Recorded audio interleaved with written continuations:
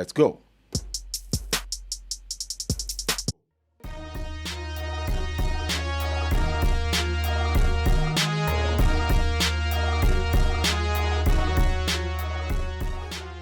Welcome to the studio, this Big Bender Studio, and today we're going to be taking a look at the split event.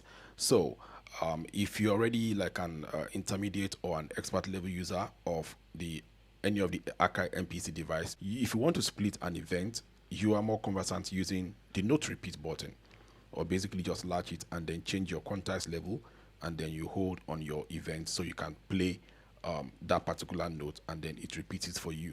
But for beginners, most of the time, even for some intermediate, I notice that sometimes they find it difficult to just lay your hands on that particular part of that your view, that what you're basically trying to do in terms of chopping that particular event into your preferred size or numbers, so that your sound can be very, very choppy. But you have not been able to do that adequately. Most of the time you do it, you have to redo, delete some and all that.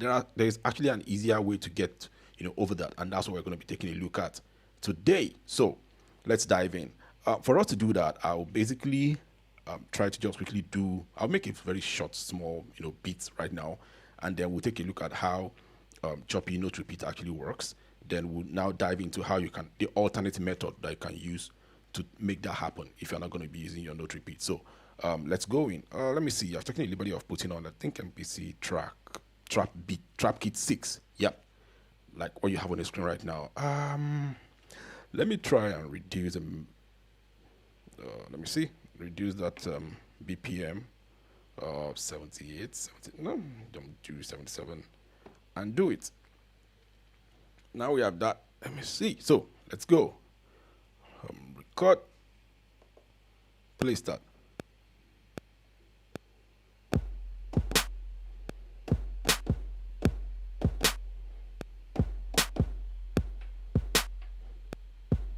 Okay, that works.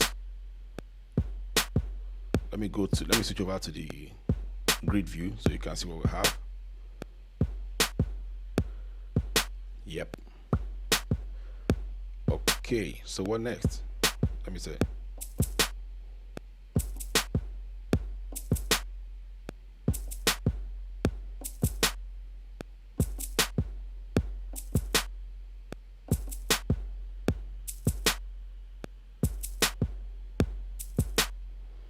If you didn't see that, let me minimize.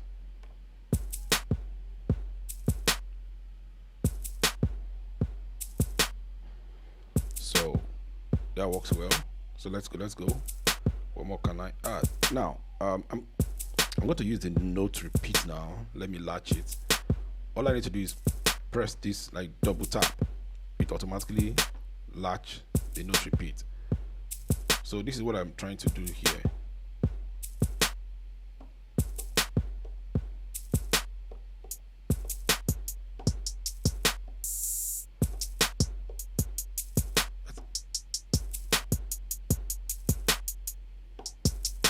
I think I like this. Let's use this. So basically it's hold. Let's go to the beginning again. Okay, hold.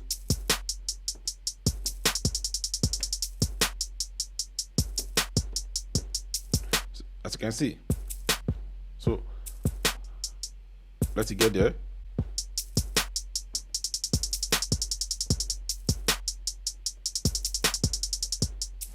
Basically what I just do is, because my note repeat is on, hold on the pad I want to repeat, then I start changing the time division. I start from 16, take it to 32, bring it back to 16. So let me just hit overdub. Let's work with that. Let's see what we have.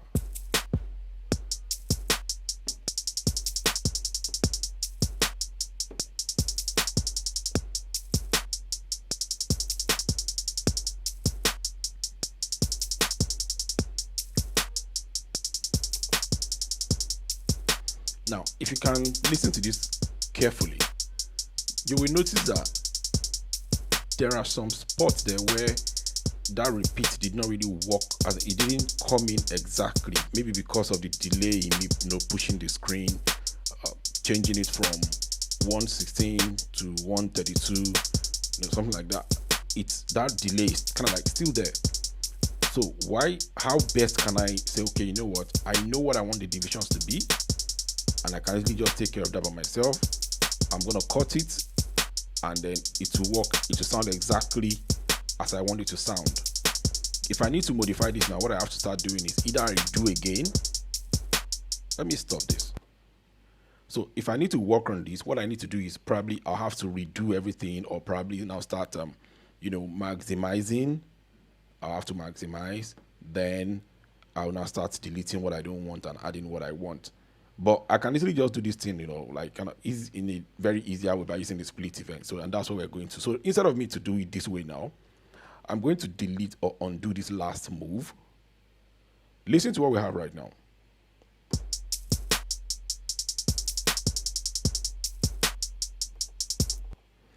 A good example at this level. Where's my playhead? At this level here, the note repeat that I did from beat 1 3, that is the third beat, and the fourth beat in the first bar 1 3 1 4, it actually enters the 2, and I want the bounce that starts from the 2 to be different.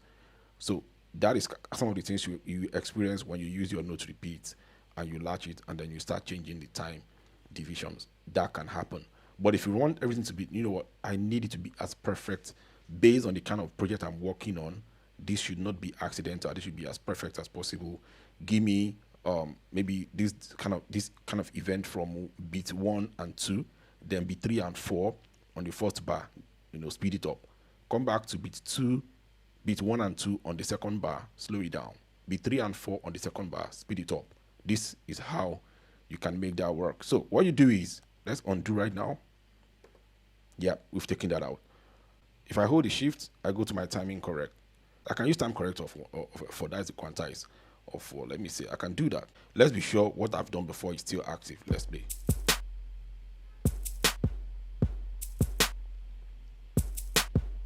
Good. So now here, this one that I want to ensure it's evenly distributed. All I need to do is I can easily just use my two methods. I can easily just use this, that is the pen, whatever tool, and draw it there, or I can still punch it in. All I do is just, overdub, play start.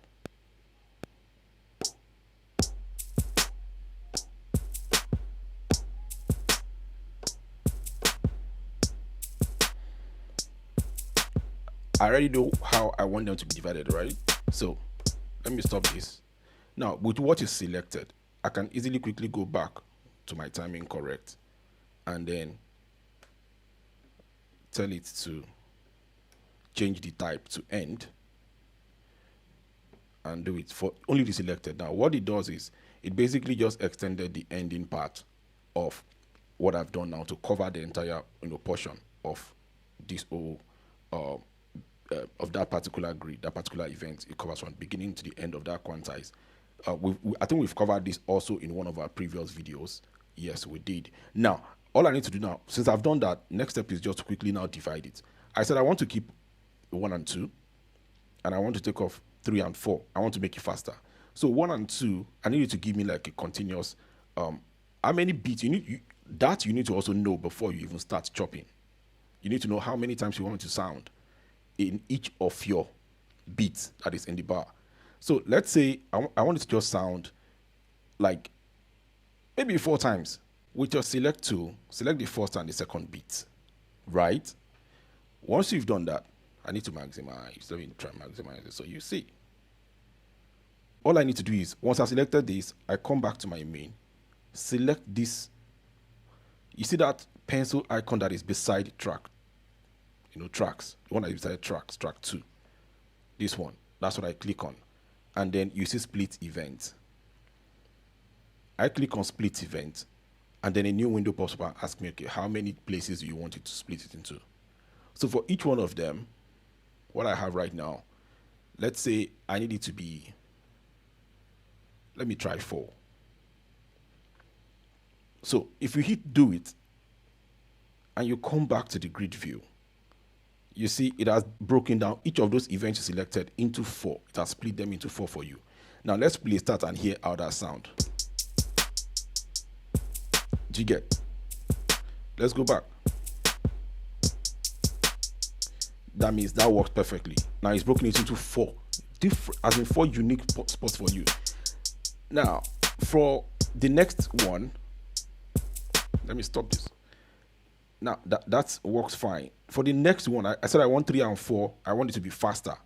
So that means I can break the 3 and 4, that is bar beat 3 and beat 4 on the first bar. I can make it faster by making it just 16. Sorry, by making it just 8. I can split each of them into 8, 8. So it will be 16 because what we have on the first one now, the 1 and 2 is just 4, 4. So you see that bounce. Now let's try that. The same process applies. You need to select it first. Then you go back to your main. Click on this tool, this pencil tool that is beside the track too. Then you see split event. You can click on split event and I can make this to be 8. When I hit do it, it only applies to selected events. By the time I come back here, you see what we have. So let's play from the beginning and then see what happens there. Play start.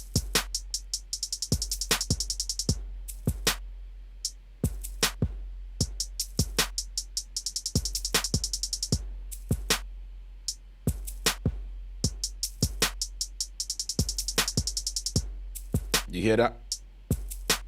Let me stop. As you can see, what I was trying to recreate earlier, using the note repeat and the latch, that seems to be sometimes, going off the grid and all that. I can easily just do that using the split event. Put my event there, know how many times I want it to sound, and then I go to my split event and I split it evenly, and that works for me. That also gives me that choppy sound I'm looking for.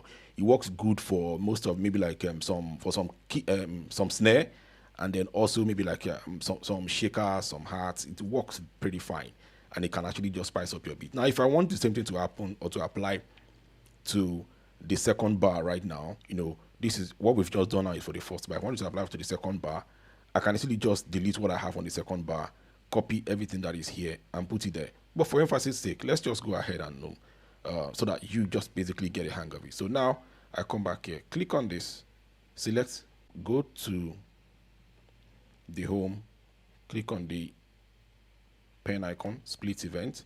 Here I want it to be 4. Do it. That splits each of them to 4 places. I go back here and then I select the last 2. And what do I want? Go back to my main, click on this, split the event. I want to make it 8. I hit do it. By the time I come back to the main now and I hit play start,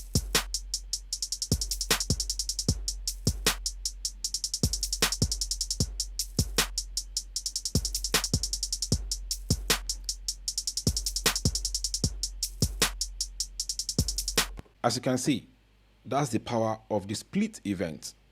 This power that the split event has can equally basically just make life easier for you if you are not conversant with using the note repeat, or by changing the time division in real time. You can easily just use the split event to achieve this particular one. So yeah, there you have it. Don't forget to like, subscribe, and also share if you like the content we put out here for you.